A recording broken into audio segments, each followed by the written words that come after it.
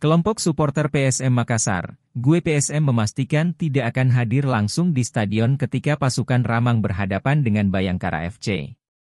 Sebelumnya, pada pekan kelima kompetisi Liga 1 Indonesia musim 2023-2024, PSM Makassar dijadwal akan bertamu ke kandang Bayangkara FC.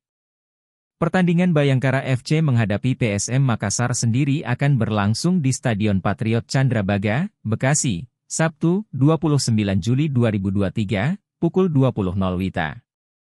Jelang laga ini sendiri, kelompok supporter PSM Makassar yang berdomisili di wilayah Jabodetabek, yakni GUE PSM memastikan tidak akan datang dan masuk ke dalam stadion untuk menyaksikan tim kesayangannya berlaga. Hal ini disampaikan langsung oleh Rio Ferieza selaku Ketua Supporter PSM Jabodetabek, GUE PSM.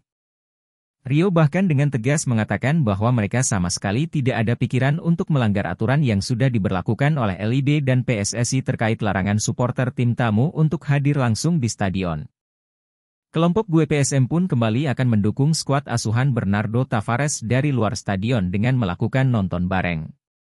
Setelah laga, barulah mereka melakukan pengawalan dan bergegas menuju para pemain beristirahat untuk melakukan anthem.